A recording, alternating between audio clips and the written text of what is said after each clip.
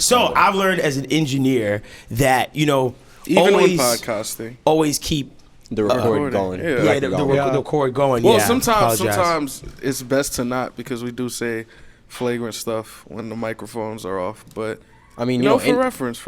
I mean, ain't no cap in my rap, so I'm chilling. Ain't no cap in your rap. I will say Courtney will stand on everything he says, no matter how wrong it is. That is very true. I appreciate that. Thank you. What's so funny is, what was y'all saying? Like, as I wasn't recording, as an engineer should be doing, there was something that y'all was referring. What was you talking about? Let's introduce her, because okay, fine.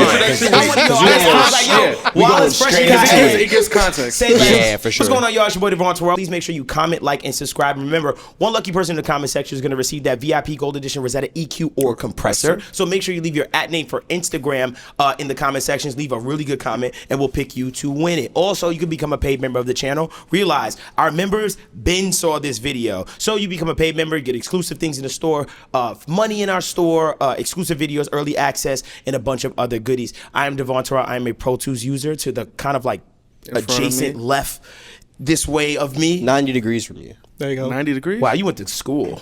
Absolutely. Wouldn't it be one? But hold on. Where do I comment to win this? Oh, man. My name is LJ. I'm an FL Studio user. Courtney T12, you already know what it is. And when you see us in this room, big shout out to Engineers and Mixed by Ali for actually making this possible and letting us use the spot. We are right now at the Engineers HQ. Yes, and sir. when you see us in a room other than the room you commonly see us in, we have a very special guest. Now, this special guest to me has also had some Guinness World Book of Records situations that happen. This guest also is like us in the sense of when they see something wrong on the internet, they talk about it and they correct you in those comment sections. And it's one of the most he had a artist engineer relationship with one of the most interesting artists of my lifetime. I got the chance to experience and there were a lot of mixing choices made with this artist that we always reference on this podcast and we always go back on. So it's really, really dope to have this conversation finally with him. I don't know if you have anything else to add. No, nothing else to add. Ladies and gentlemen, we have Koen Heldens. Let's go. Have it up one time. Let's do it. Let's go. All right. So prior to the microphones being on, we were talking and I was kind of giving him like a little rundown of me because I think I was in my freshman year of high school when Look at Me came out and X was still in jail. Oh, by the way, XXXTentacion, if you have the artist in question. That's who we were speaking about. And we were talking kind of about, I didn't know he knew, because you didn't record that, right? No. Yeah, not at all. But I didn't know you knew the story, or he kind of like told you the story about how that record came out. So, yeah, how? Yeah, how did that come about? It was just an interesting thing because I started working with him on my birthday. Oh, wow. And, everything was always divine order with him. It was like the weirdest thing when you would always almost think like, it's illusions of grandeur. Like, right. But then it's like you manifest everything and it's actually happening. Yeah. Right. But the whole story of Look at Me was we had a studio house in Chatsworth back in the day. And one of the artists that lived there, he was always blasting the Look at Me record. Yeah. And I was always like, this is complete garbage. Like, I can't listen to this, because it's like you come from an engineered point and you're like, everything needs to be like this pristine and, so like, I can't get with why or whatever you created that much of a fan of this record. Right. And then fast forward, I start working with X, and it took me a minute before I put 1 and 2 together. So we're working on 17, and I still didn't realize that he's the guy behind Look at Me. Right. And then it came up, so I was like, I just got to ask, was this just one of those things where you make a record and you're just like, I'm just going to put it out. Right. Yeah. Who cares? I'm going to put it out. It's a vibe. Right. And he was like, no, we actually were sitting in the studio, and a good friend of mine, Adrian, Andre, he has a studio in Sunrise in Florida. Yeah, and that's where X started out when he was like 15, 16, recording and all of that. Right. And he was also the guy that mixed Look at Me. Yeah. Right. So X was explaining to me that they did it on purpose. He's like, how can we stand out more in this super crowded space of music already? Right. And he was like, you know what, we can completely like go the opposite from what anything is supposed to be in terms of like good and quality. Right. And he's like, you know what, that just distort the master. Wow. And I believe he can quote in the comments to correct me if I'm wrong.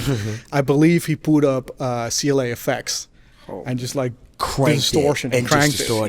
And then once you start hearing that story, you start understanding like, okay, there was a purpose behind this versus we just recorded something, it was a vibe, like let's just upload it. And then you also start understanding, okay, that's why he was promoting the song for an entire year, even when he was in jail and recording new stuff. It's like, no, look at me, look at me, look at me. So it's like interesting how you can push the envelope of sound.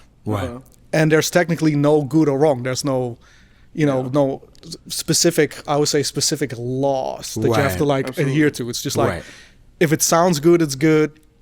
If it is something completely left field or completely different, just because you sound different, you also sound new and fresh. True. So in a way, that's also a good thing. It was very subjective. That was a very subjective. Like, and it's when you say that, it makes so much sense because when I think of the SoundCloud era of XXX, I think of like. I'm trying to think of another record from that era that would be super known because I know the album cuts, man. I know the cuts that like, yeah. But I don't want to do this anymore. That was another huge record from that time, and that even feels extremely different. Like they threw something on the master to make it. It doesn't sound clean. It doesn't, and it's not as distorted. It's not distorted at all. But it's like, well, even with Sad, he accidentally recorded through a guitar amp. Those vocals were recorded through a guitar amp by accident. How so? Like. He, if I remember correctly, he recorded him himself. He recorded Sad himself? Yeah. Because I remember he FaceTimed me and he was like, I got this record. This is going to be a #1 record. I'm going to send it to you now. Like, send me the mix back in an hour. And I was like, well, I'm not going to send it in an hour. But I was like, send it. And he's like, as soon as you hear it, just call me and let me know what you think. And I was like, I'm not like an A&R or anything. I'm like, I just mix. It's a good record, but #1, I'm like, that might be a bit far-fetched. But again, it's Ja.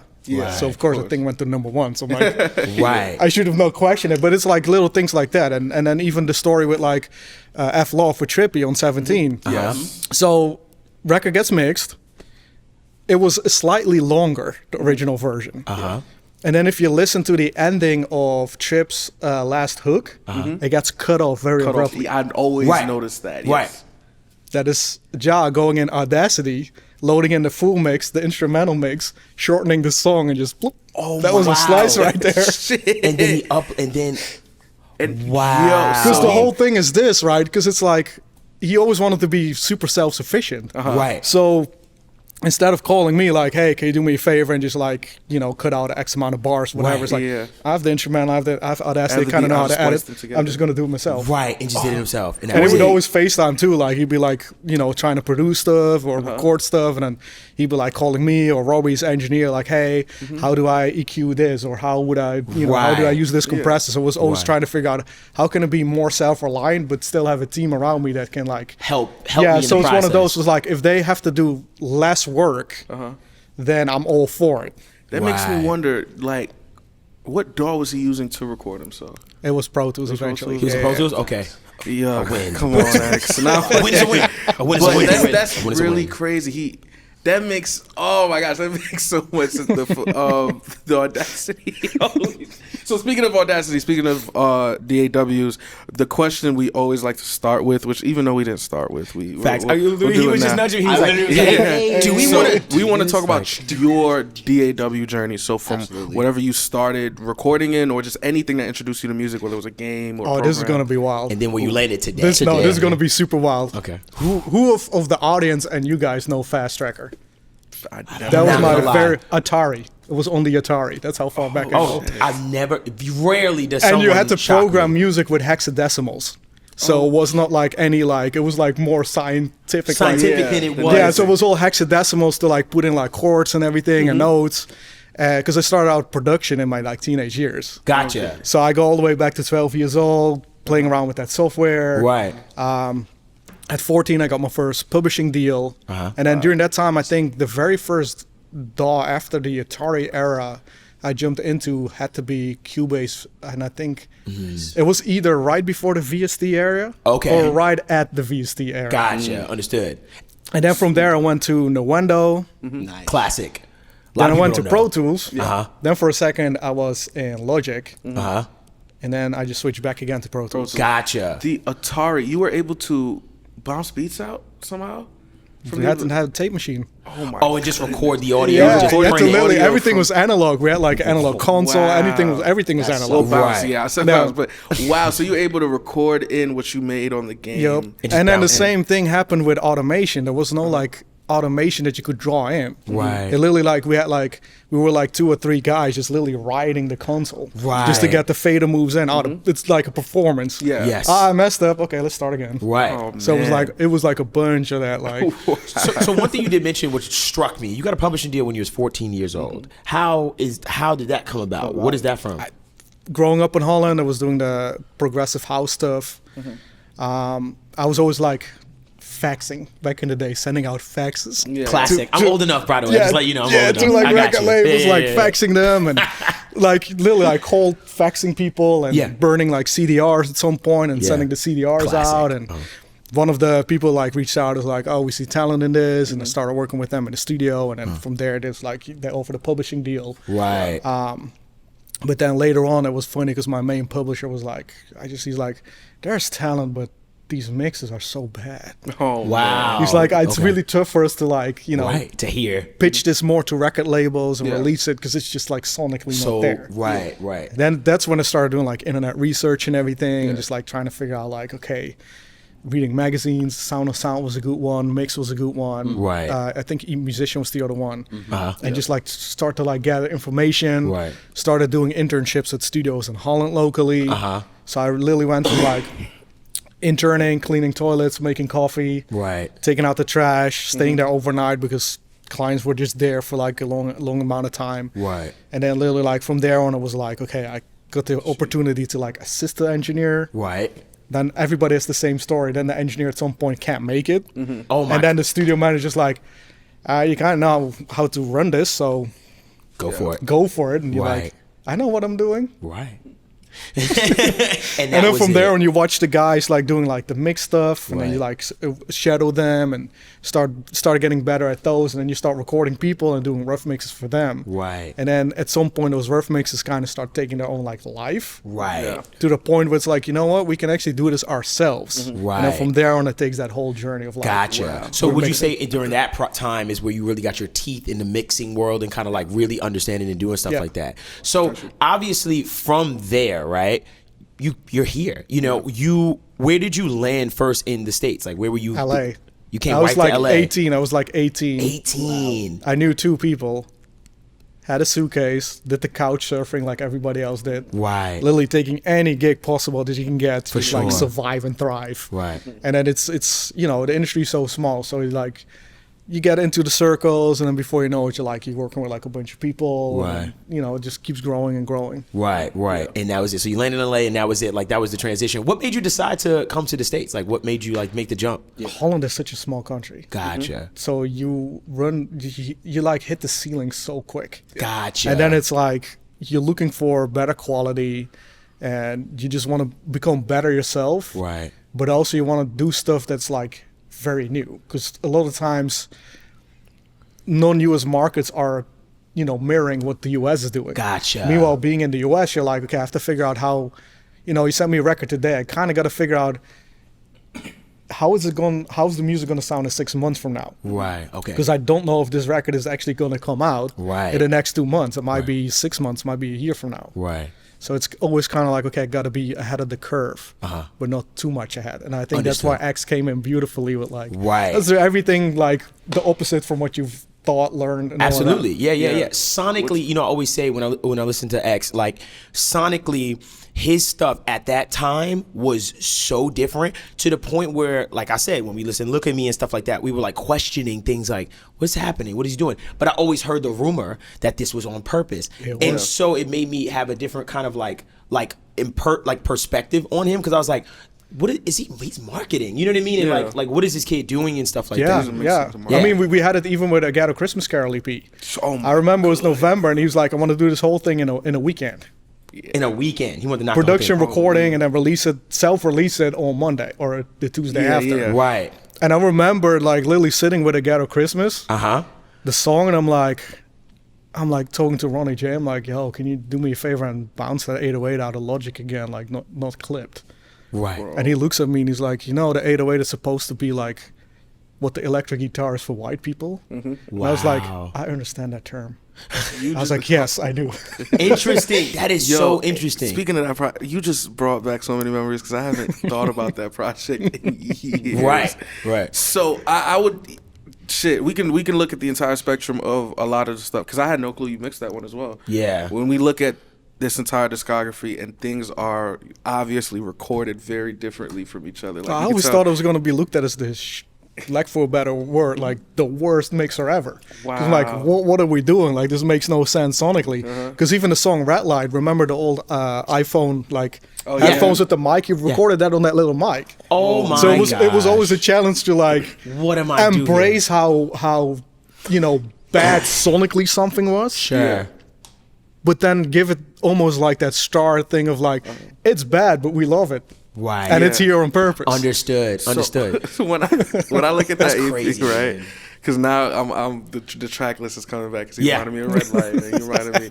So A Ghetto Christmas Carol. No, actually, Up Like an Insomniac, right? Yes. Now I want to talk about dynamics with him because that's the one song of all of the, and there was a little bit of every song, but this song, it was so obvious that everything and nothing was going on. Like he was like, "We're trying up," and then he was just start yelling like on some metal shit. So how did you handle that in a mix as far as just dynamic? It's just if it's recorded and it's recorded starts clipping, it's done in recording, you embrace it. Right. It's just whatever is there, you embrace it. It's the weird. It's almost like so counterintuitive. Right. Because as the engineer, you're always trying to, or the mixer, you're always trying to figure out like, how can I unclip? Right. I mean, there are tools for that from like Isotope. You can kind of RX declick stuff. Right. And clip things. But I'm like, sometimes it's just the vibe. Because I even have it like with other artists where they, I do a mix and then they're like, those vocals were recorded a little too hot. I can redo it and then send you new files. Sure. And I'm like, ask yourself the question: is is the vibe going to be the same? Is the emotion going to be the same? Right. Because I mean, you can probably technically deliver way better vocals, Right.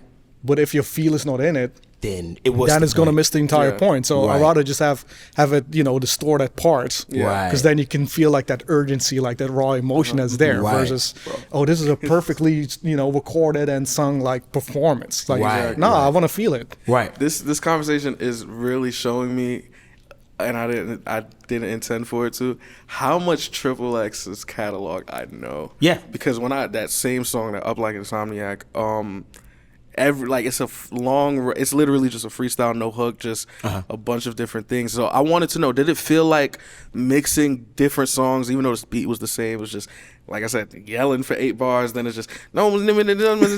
The change is like that contrast. It's drastic. You know what I mean? So how was that, like, I guess from your perspective?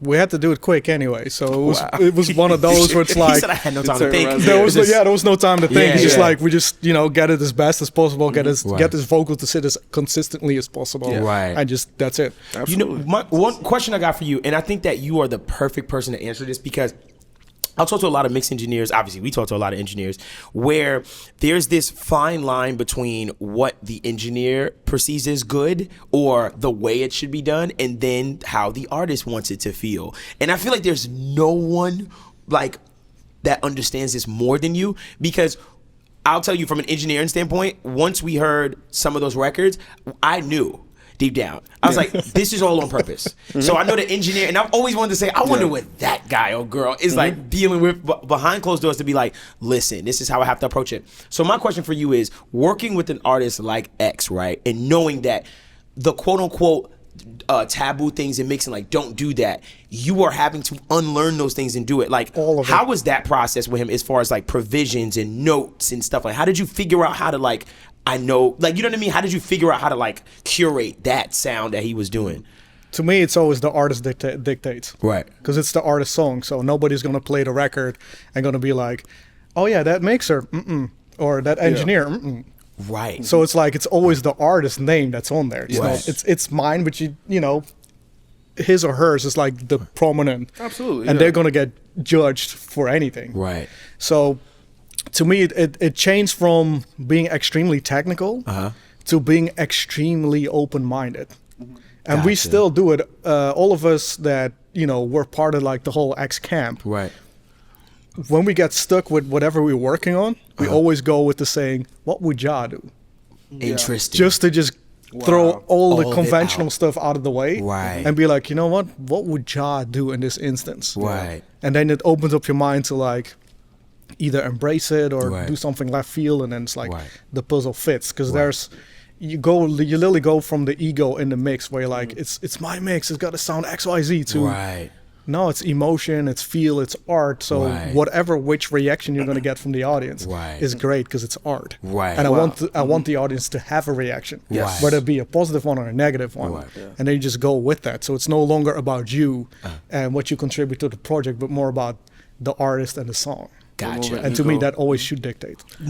So being that, obviously, I feel like a lot of times you're in fixed mode, right? It's like, Yes. I know, it's like, I got a song, it's the greatest thing in the world, like sad. And this is pre like good Isotope RX. Yo, Yes, way way before. that. Game-changing RX. So in my head, I say to myself, what are some like really go-to tools during that time period that you would like just fire it up? Like as soon as before it even comes in, you just firing these plugins. Like, what was your go-to tools like at that time? Oh, Vocals, little radiator. Okay, Because gotcha. there's already saturation on there, so why not embrace it and make it more? Okay. And with that, it's like, because saturation technically is a form of compression anyway. So if you do it in parallel, you technically are parallel compressing Right. the vocal, so it's more consistent in the mix. Right. Decapitator a lot of times on like kicks and basses, just to Right. like give it that more oomph and also that more like Right. the upper harmonic, so it cuts through more, especially Right. because majority of the kids listen on like their iPhone, so Yes. it's like it needs to like bump on there. Right. Right. The other things that I used to do a lot too was, especially on sad. So the sad kick sounded very thin. Right. I always call like a barrel type sound. Yeah. Okay. So I was like, how can I make this bigger? And then I started realizing what the rock guys were doing, and they always reamped their drums. Right. Yeah. So I just pulled up an instance of like the soft tube amp room. Yeah. Then the big Ampac 8x10 Yeah, speaker cabinet with the Gotcha. SVT like classic amp head. Uh-huh. And I was like, let me just like distort it like all the way in parallel. Right. And then I was like, this is cool, but I'm kind of missing the punch. So I flipped the face on the amp. Gotcha. And just start removing the low end. And then the kick came more forward, but it went like massive. So Right. it was always distortion, saturated Right. layers that you wanted to add to stuff to like make Right. it push. And just And it make would it come better. out. Right, and flipping the face obviously kind of helped to do a reinforcement of the Yes. waveform as opposed to canceling of the face. Wow. Wow, that's really cool. And it makes me wow. And it's all right. We're talking about a lot of these mixes from a sense of just no rules and a lot. We interpret as engineers, we interpret a lot of these mixes as like almost dirty in a sense. But there's one mix. There's one mix I remember. Remember Mr. Cooper. Yeah. So I went to my BOCES audio engineering teacher, and I was like, I want my guitar to sound this clean. And it was a record called Bad Vibes Forever. And I loved how clean that mix sounded. Like, it was almost like it flipped everything that he did a lot, but it was such a great record. So I wanted to know how was that, especially with him not really. I actually don't know because that's a Robbie mix. Oh, shit, word? Yeah, that's a Robbie mix. So what happened a lot was like anything acoustically or electric guitar stuff. Yeah. I was like, don't send it to me. It's not my forte. Got But you. then the funny thing when we started working on skins, he asked me that, and I was like, whatever you do, just don't send me any alternative records. Right. The first one he sent me was 1 minute. Wow. So I was like, because it was another thing with him, like he always wanted to push and better people. So it's like almost like the Rick Rubin type thing of like, why don't I send him something that he totally is not like used to doing, and it's not his thing. So now you're gonna get something to sound completely different than a traditional rock guy would do. Right. Yeah. So again, it's like pushing those boundaries of like, no, let somebody do it that at all never does this. Right. Absolutely. So it's like those little things. But yeah, it was weird. Like after he passed away, we were, I'd say 90% done with skins already. Yeah. Gotcha. Because we started pretty much like, I'd say Question Mark came out in March. Like around late April, I remember he called me up and he's like, I'm doing this, skins album. Right. So we started working on that one. And then unfortunately he passed away, and I think it took us all the way up until like sometime August to pick it kind of back up. Right, and get it. Right. Kind of figure out, because even with the records, everybody was complaining that the vocals were way lower than the beat. Right. But his whole thought process was, if the vocals are lower than the beat, automatically you want to reach for the volume knob to turn it louder. So that was his thing. So there was always a thought process behind everything. Right, right. I always knew these things when I would listen to stuff. I'm like, okay, I know it's all on purpose. Trick, yeah. Like, it's a trick. I know there are massive professionals behind him. And in the back of my mind, I was like, this is all on purpose. And I think even as an engineer, it kind of like, I think for a lot of people, for engineer wise, it kind of like peeled back this veil of what is perfect, you know, like what is the perfect mix and stuff like that. And it made me realize, like, hey, this is connecting with people. And it was, I mean, those records were massive, bro. And they were connecting with people emotionally. Yeah. And it, like you said, I'm using the mix to market in a sense. Is nuts. And I'll say this, and I feel like this is not I don't know how often you hear this, but as a consumer, not even an engineer, I do want to give you your flowers and call you a genius to your face, because we when we do this podcast, sometimes we read a lot, right? And we hear a lot get a lot of pushback because everyone or some people feel like there's a right way to do things. So for certain people, they'll look at you and be like, oh, he's doing everything wrong, or he's not this or whatever. Right. But you literally did them the right way, because look how they aged. Look how they aged. Look how, like, me as a consumer hearing you say like the volume trick, or let's make it sound different because it sounds like nothing else at the party. Now I'm like, oh yeah, they did get me like that. That did. Because now I'm listening closer to hear what you're saying. I'm like, what's happening? Holy shit. So you are a genius. For sure, absolutely. It's more job being the genius, really. Listen, and you help translate adding on to that, for sure, it's almost like you've created a sound. Both you and Ja created a sound that's like, it can't be captured again. It's like it's locked there forever, you know? Exactly. Like, we know that it's staying there, and part of it, be remiss if we didn't like get a little bit deeper into that particular record. For me, is sad. I felt like when that came out, for a lot of people, it was a shock, because while it does still play within X's domain, it, to me personally, kind of came across as like, damn, it's almost like he said, now that I've given them all of me, I'm gonna give them me in the way they thought they could have heard me commercially. That record is very controlled while still maintaining everything that makes XX. And there's so many mistakes I did on that record. Like what? Well, not really a mistake, but the snare is way too loud. But he liked the snare super loud, because again, it was like, if that snare is that super loud, it's gonna catch everybody's attention. Because it's gonna jump out. So you hear it on the radio or streaming, like, you go from one record to the next, and then all of a sudden you have that record in there. You're like, whatever you're doing, you're gonna notice it, so you're gonna stop whatever you're doing just by the fact of like it pokes out. But then there's no second verse. It's this empty spot. So there was always a conversation whether there should be a second verse or not. And he was always like, it's perfect as is. But by mistake, I had the feedback of the H delay way up. I don't know why or how that happened. But as soon as that, like, as the hook ends, you can hear it like echo all the way through that second verse. That was not on purpose. That was the H delay with way too much feedback for whatever reason I had it on there. And it just worked. So those are mistakes, but those little happy mistakes. little Those mistakes. happy accidents. Happy accidents. You know, something I want to ask you, you know, obviously, currently, what is your setup, right? Like, or better yet, okay, let's start here. What was your setup back then at that time that you were like, as far as your, you know, interface and everything? Like, what was your setup that you had at that time that you were mixing these records on? Oh, it was Prime Acoustic London 12 kit, I believe, for the acoustics. Then I had a custom-made SoundCloud. I was on an iMac.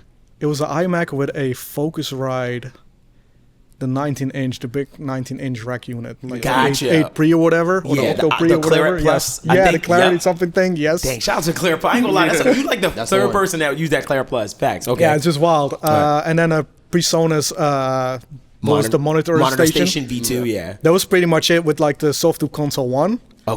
And then nowadays it just changed so much because I started mixing with no acoustics at all. Wow. What do you mean, like no acoustics? None. Just straight up, just a bare room. It's literally Genelex, the smallest ones. And then whenever people come in, they're like, "There's no way you can hear sub on those." And then they're like, "It's weird. You don't feel it, but you hear it." I'm like, "Yeah, it's like you have big headphones on." Right. So no sub, just those monitors. Right. And then the way I do it is I utilize physics of the room more than acoustics.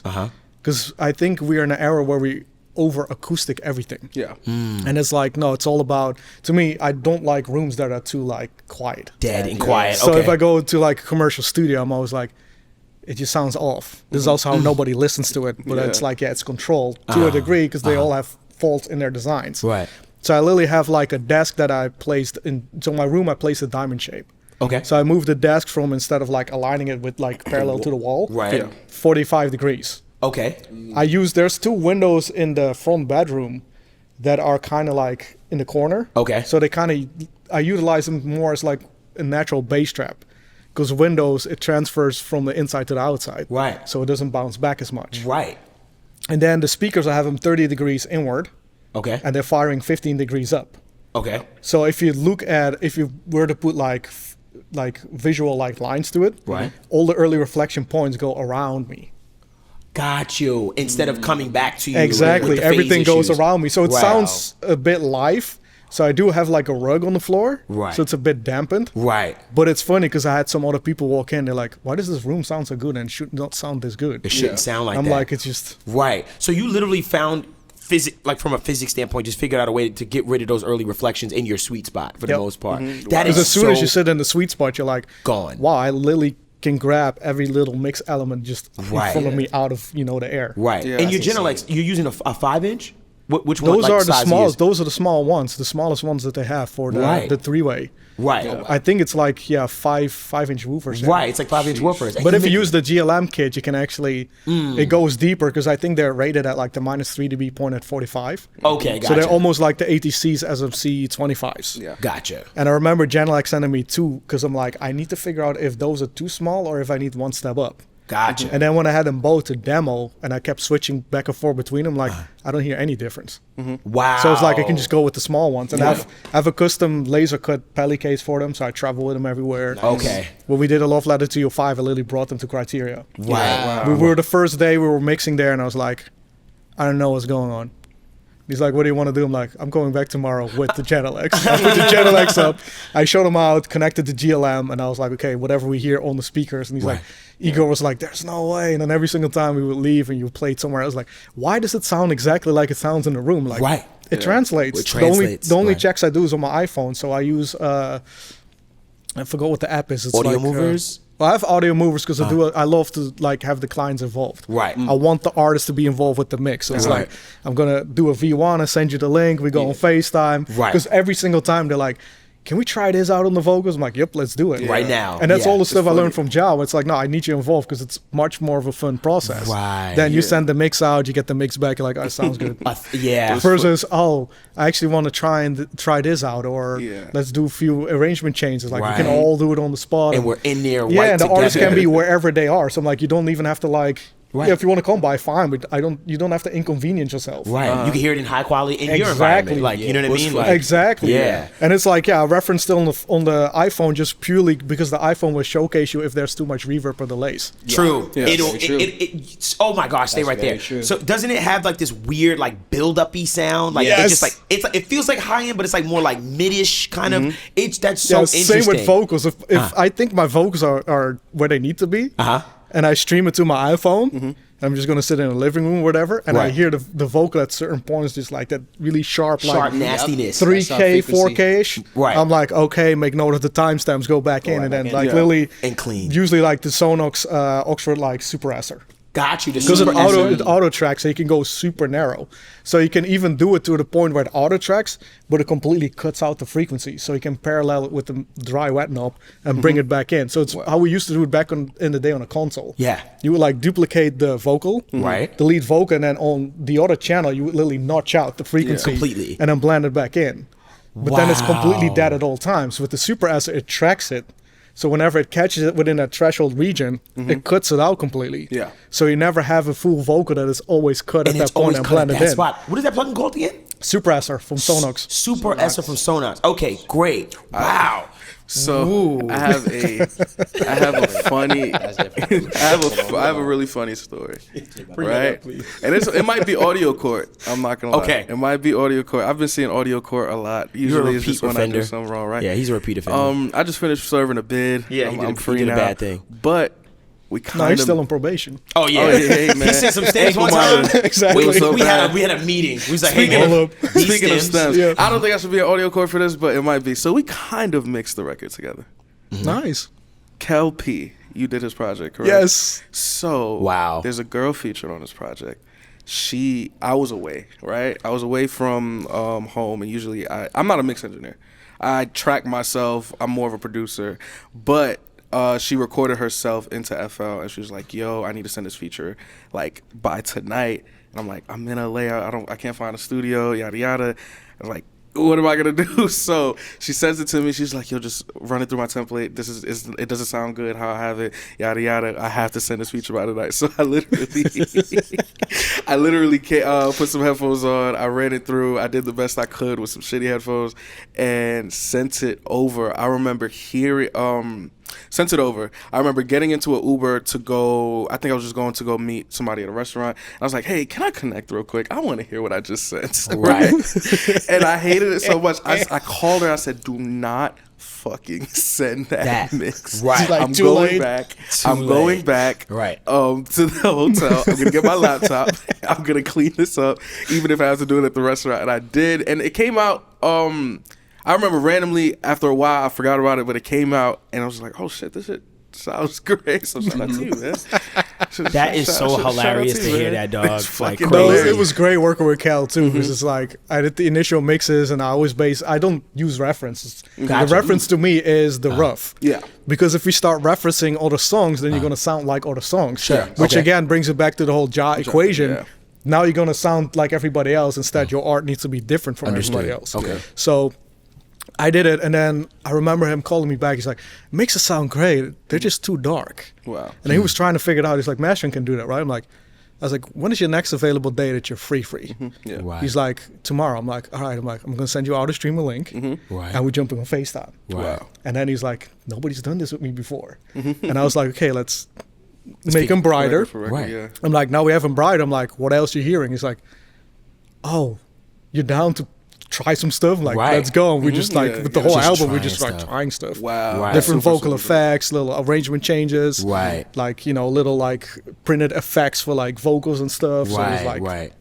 Wow, was that super is fire. wild, dog. So now, as far as your setup and stuff like that, like what are you using now these days? As far as your setup now, Mac Studio, Right. Mac Studio with the studio display, RME Babyface Pro. Shout out to you for that RME. Yes, That's sir. right. Yes, sir. Uh-huh. And I use it because I want to have virtual outputs.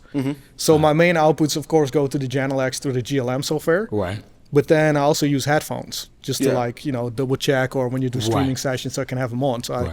need tuned outputs for the headphones. Right. So in my Pro Tools setup, I have two output buses. Yeah. One is the main monitoring out, which has, of course, the GLM on there. Got you. And then the 3-4 virtuals are my headphone outs, and I have sound ID on there with the tuning profile Of the headphone. linear phase of the headphones. Right. So whenever I like quick checking stuff, it don't have to like switch plugins on and off. right, you can just go to outputs it. in and out. I can just dump on the headphones, be like, okay, put them back, and just keep working. Got you. And I like that. You know what? I never thought about using a SonarWorks, program version of within my headphones, Yeah, because just the I like to plugin, reference in my open backs and stuff like that, like just real quick. But I never thought about like, I can get this thing like nice and flat and this linear phase, Yeah. and just listen and stuff like I used that. to use it at one point, remember?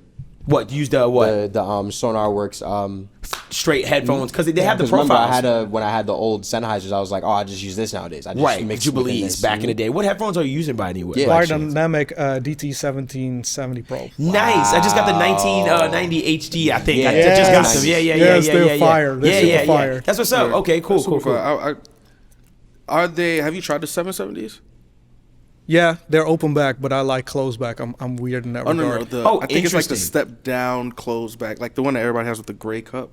Yeah. You know what I'm talking about? Those are the step down versions from the ones I have. Yeah. Yeah, because back in the day in the studios, we used to have the 880s and the 990s. Gotcha. That's why I Okay. went back to biodynamic. It was like, Right. nah, I just need the buyers again. Yeah. Right. And also like if anything like breaks like parts wise, it's super easy to get and replace. fix. Right, and replace and call it a day. Yeah. Shout out to And- biodynamic, man. For sure. And just one last question for you. Like, as far as like you saying that you prefer the closed backs over the open back, why is that?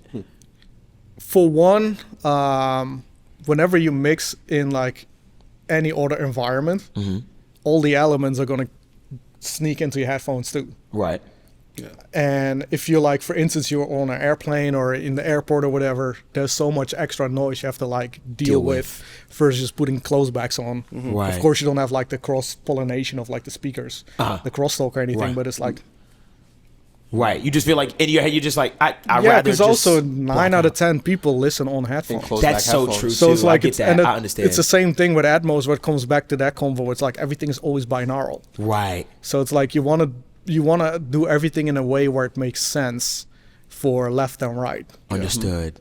Got you. You feel like in your head you're just saying to yourself, well, this is how people are going to use it, and Yeah. listen to it. And in the back of your mind, you're like, I'm putting on headphones. This is how it sounds in headphones. Like now, I totally understand that. I just wanted your perspective. And then even with the RME thing, to just come back to that one. Yeah. So I programmed the buttons differently. So Right. my main monitor out, the A button is the mute button for the main monitor. okay, So just for like when you're on calls or whatever, you can quickly mute stuff. Uh-huh. The B button is my mono button. okay, So I mix a lot of mono.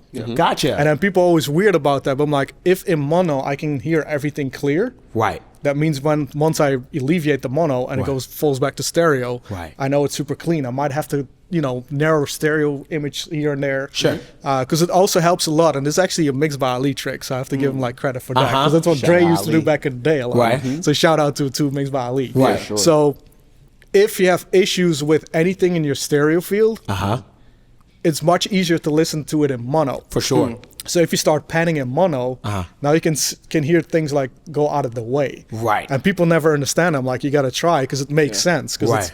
everything is summed down. Right. So if anything is in the way, your panning works better, Right. but also EQing. Right. And then the other thing I learned a long time ago when it comes to like problems in the mix, Right. you always start focusing on the thing that you think is the problem, Yeah. but it's always the thing that's surrounding it. Gotcha. That's So you- interacting. Yeah, so I'm always like muting and unmuting elements that are around it. Right. Around the thing that I think is the problem. Yeah. And then you find that one instrument or one element where you go like, it's not the thing I was listening to, it's that one right there. Right. There's interference. Right. And And then it's Interaction. easier like to interact with. And Right. then I have my dim button set to like minus 10 dB. Okay. It's always on because I mix at 72 dB SPL. Gotcha. And then when I alleviate that, then it jumps to like 84. Gotcha. Which is another thing, because a lot online gets set like, oh, it's like 83, 84 dB that you Yes. monitor. It's way too loud. Gotcha. For you, it's way too loud. I'm For a everybody, sep- for everybody, it's way Everybody, too loud. yeah, Because your yeah. Fletcher and Muncher curve is slightly different from there. Right. And for that amount of volume, you need to have a way bigger room than people think. Gotcha. So I'm always on the super low volume, and it's Right. preset, so I never have to like go have to ever around tweak and or turn up, turn down. yeah, and Right. I mix into my mix bus. So when I mix into my mix bus with the proper gain staging, Right. then my mix always starts off at minus 7 love. So I usually have to back off. And it's, Gotcha. it's barely doing anything. It's Right. barely doing anything. What's on your mix bus? It's super simple. It's SSL bus comp, Okay. curve bender EQ, just like kind of smiley the face. TG, Yeah. the TG limit. Oh my God. Yeah, Yes, it just I know. it So sounds fire. great. Yeah. MO4000. It barely does anything. But I like the it's almost like OTT because it does compression and expansion at the same time. Gotcha. Okay. And then my secret trick is the Oxford limiter, but it's not limiting. So the effect is set at 125%. Okay. So the designer Paul Friddle, he on Gearspace, he explained to everybody how to use inflator and limiter. And it's always meant to work at 100%. Inflator 100%, and then the limiter enhance at 125%. He's like, it was never designed to do any like increments less off. Right. So if you go in there the right way, I always keep a headroom of about like 6 decibels. Okay. And then it goes into the isotope limiter. Gotcha. There's no other limiter that can beat the isotope, sorry. Yo, I've maximizer, tried you talking so about maximizer? many. Yeah, the maximizer. Yes, and it's literally like at the end of the mix, like I'm at minus like 6 loves. Right. And the limiter is literally doing maybe 2 decibels max. Gotcha. And Gotcha. people was like, I'm like, if I put like any other like limiter on there, Right. it immediately starts pumping. I got Or it weird gets artifacts. small. Yeah, it's so It gets weird. I'm weird. like, Yeah, the yeah, maximizer just always works. It's my favorite limiter all time. What's your favorite mode in it? I switch between modern and transient on Like the Type 4. Gotcha. Because it just depends. Sometimes modern works better, Yeah. but every once in a while I just want to get that really nasty, hard-hitting drums. Right. Transient. Facts. So I'm a big modern guy. And 6% on the soft clip. Oh, you do this. You use the soft clipper too. 6% on the soft clip. Uh-huh. Just that it gives like a little bit more forward push. Gotcha. But the main key trick actually happens on the drums because it's hard clipping. Right. So against everybody's odds, I use the soft tube clipper. Okay. The only reason I do that because it has an RMS section. Okay. So with the RMS section, when I just literally only have it react to like the mid-range, it pushes that mid-range a little bit more forward. So your drums hit way harder. Way harder. Wait a minute. So you're using the soft tubes, the soft tube clipper. And where is that to do it? Because let me tell you something. When you're talking about the mid range and pushing it, that's where the loudness comes from. Yes. So in my head, I'm like, okay, please explain that to me, like how you're using it. So the RMS section, I use it 300 hertz to 4K. Perfect. Right in there. Right. And then it's literally doing maybe half a dB to 1 dB of like distortion. It's more like the 1176 type like distortion. Okay. But it just gives it that nice little like mid-range push. Because Right. I show it to everybody. I'm like, they're like, why use that one? Right. Because I'm like, technically clipper, if you use, because I always use hard clipping. Uh-huh. It's technically pretty much all the same. Right. So as soon as I like disable the RMS section, they're like, huh. And then I want to engage it again, like, whoa, those drums started slapping. I'm Right. like, yep.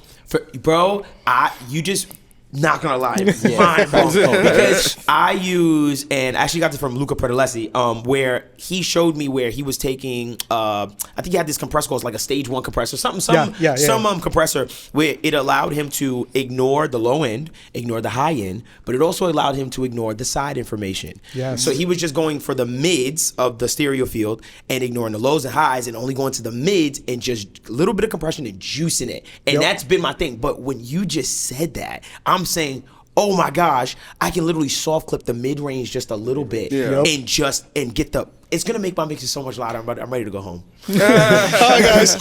I'm ready to go home. I'm just like, I know, like this has been one of my tricks for like years, but I'm just like, oh my gosh. So the soft glue. But then also try the API Vision channel strip on your drum bus. Okay. And just don't do anything with it. Maybe add a little bit of like high-end EQ. Okay. But just the fact of that preamp, Just has a sound. just the way API sounds on drums is just so I was gonna say, hard. sometimes I don't know if you've ever tried the UAD plugin version of it, the That's what I'm compressor using. one. Oh my gosh! Sometimes So I same have thing. it as I just leave parallel. it. So the API Vision, I have it also as parallel for my snares and claps. So I use the compression state. right. And then I add like the standard trig of like 40B at 200, 40B at 1.5, and then roll off a little high end. Holy shit. And then the other thing I started doing too is I started paralleling the RL exciter from Waves. Gotcha. Yeah. So parallel, not put it directly on there, but parallel it on Right. that kick and on snare and claps. And it brightens. It makes it It just shine. gives it that forward push. Same with vocals. If you do parallel on vocals, Right. it pushes the vocals out of the mix. Push. Yes, it does. And then my Funny. boy told me about the oven. So I've known heard Mayor. about I've it. known Mayor for like a long time, and I Right. never really understood the device because of the Right. naming and everything. And then I was working with these guys to do like the Vienna Symphony stuff. Yeah. And then the guy was like, "You got the oven by any chance?" I'm like, "Yeah, I do." Right. And then he's like, he showed me like, he's like, "I want to get one of those opera vocals to cut through more." Right. Okay. And then he literally did like the smallest settings he showed me. He's Right. like, "Try this," and I was like. Save preset. So now I'm like, yeah, it's literally like just I think it's like the top burner, like the high end burner at like +2, Okay. and then the it's not the sizzle, it's whatever is next to the sizzle, not Okay. all the way to the other side. Other side. Okay. Put it between 9 and 9.5. Uh-huh. And then the output, just put it down by 4 dB because it just gives that little like extra Right. Yeah, yeah. push. Right. But even with that, you just put it on like your lead vocal. Uh-huh. Your lead vocal went from sitting here To to just- all the way yeah. forward. Right, And then the right. other thing I do with lead vocals too that I've not seen anybody else do. Everybody does like the 1176, and then you want to go Classic. usually for like the blue phase, like the A revision, Yeah. Right. because it distorts easily. Uh-huh. But then nobody else puts a pull tag after that and just put a ton of low end in there. Right. Just to then- give it the body and weight. You blend that with the lead vocal, your lead vocal, boom, right out of the Comes right out to the front. And question on the Yeah. Aura Exciter, what mode are you? Are you in? I figure it's like mix aux, like you know how you can change because you're it's an aux. parallel, so Gotcha. it's like all the way. You're doing the and put it in aux mode. Cool. I just wanted to know, just like I'm gonna watch this. No. We're building the chain. We're building the chain. I'm about to open the laptop right now. That's a fact. That's a fact. And then another key thing that this is funny because this is actually something I learned from Louis Bell. Okay. So shout out Louis Bell. on the Brainworks SSL 4000. Okay. So you have the little like screw in the top for the for the total harmonic distortion. Yeah. So here's the weird thing: you turn total harmonic distortion on the big button all the way down. Right. On the little screw, you turn it all the way up. Okay. Now put that on like your kick and snare. Right. Just with that. Right. Don't do any EQ yet. Right. The amount of push and punch you get because of the analog distortion. Right. You get from like that little move. Right. And then just compress. I use compression and gate at the same time for my drum samples. Gotcha. Because the gate you can time according to the tempo of the song. So you're letting it like pop, like kind of in tempo with the Yeah, song. so with it's the gate. like you get the compression where it gets more like condensed. Right. Yeah. But then if you start using the gate correctly and time it with the BPM Music. of the song, Right. your samples start. It Decaying sits in way time. nicer than Right, anything right, else. And then right. it just depends. Like for kick, I might add like a shelf at like 200, just a little boost the kick back up because it's like compression. So Right, so you just try to get Yeah. because you put compression on low end, kind of yeah, obviously gets rid exactly. of. So you just use it. So just EQ kind of after. compensate it. Gotcha. Snare usually like I might add a little bit of like 3K because I just want to have it like hit like in your Crack. face. So it's like Yeah, it's kind of sharp but not too sharp. Right. But it's like when I saw that trick, I was like, hold up. I'm like, Yeah. because I was like comparing it like in the same session. I'm like, let me just bypass and just load the same plugins and like redo Right. the moves. I'm like, why are the drums not hitting? And I have the exact same settings. Right. And then I was like, looking, I'm like, hold up, total harmonic distortion. And I was like, oh, you know, it's the same thing when you start learning mixing on the console and with engineering. It's like you can't clip anything. Right. No and then clipping. you look at like being in rooms with like other mixers and stuff, and especially with Dre was like you see the whole board light up, and you're like, you like this is all wrong. And then I started thinking back in the day when I was doing production and like not paying attention to gain structure and seeing the mix bus just clipping. I'm like, yeah, that always sounded way better. But then it's like I can't do it, so you lower it. Lower it like, down. You're like, it doesn't sound as good anymore. That's so true. You know, when I first started engineering and interning in studios, I remember one time I was using an 1176. Running the vocal through, and I remember like recording.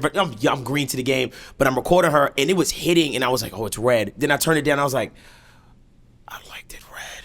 Yeah, I'm just gonna do it. I'm just gonna go for it. Like, and I didn't understand. I was so green, but over time, I've even pushed those boundaries myself in my own mixes where I have a summing amp now, and with my summing amp, like one day, so in my Apogee, in the control app, it lets me choose how I want to calibrate. So if I want to do like negative 14 dBFS or calibrate to like negative 20. One time I forgot to load my profile in and it was way hotter, like as far as the calibration. And I remember I turned the mix up and I was like, this is hitting crazy. And then I said, something's wrong. So I had a print of the mix before and I soloed it and I was like, it was small, it was tiny, and I was like, yo, what happened? Like, what did I do right? Yep. And I noticed that in my calibration that it was hitting my summing amp in my analog gear so hard. Life changed forever. Like that mistake. Everything is non-linearities. Yeah. Everything. Right. And I learned so much. Well, Coen, I'm just gonna let you know what's gonna happen.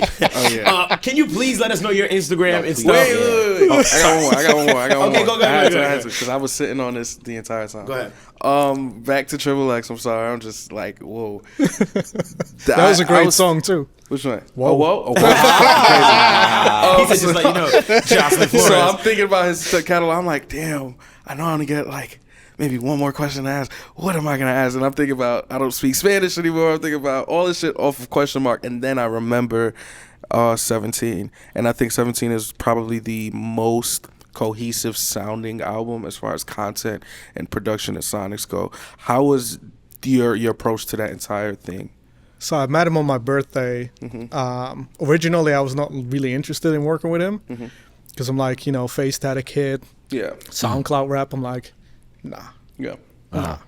And then he played Jocelyn Flores. I'm like, hold up. I'm like, that's you? Right. Right. So yeah, that one he had fuck love, so we did both. Because the whole thing was, he wanted to keep 17 as raw as possible. So literally everything else is rough mixes. Wow. Only the singles. He was like, I need those to sound sonically competitive to anything else in the market. Wow. Do you know how he recorded Jocelyn Flores? I think that was all done here in Nightingale Studios. Okay. Gotcha. Or Nightbird Studios. Nightbird. Okay, Word. gotcha. Yeah, Robbie if I remember correctly, Robbie recorded, I think, everything from that album. Wow. Wow, Shout that's out to crazy. Robbie, man. For sure. Literally, Yeah, super dope engineer. Both those records do, like, when Fuck Love still gets played everywhere. For sure. Now. Yeah, I feel like even more now than any time, especially at festivals and that shit, just smacks like crazy. Right. So shout out to you. It's one of my favorite sounding, like, I love a lot of trippy stuff, but his voice on that just it just feels right, bro. So Right. Shout out to you, man. Great Heck shit. Yeah, Ladies and it's gentlemen, let's clap it up for Koen, man. Yes, sir. One time.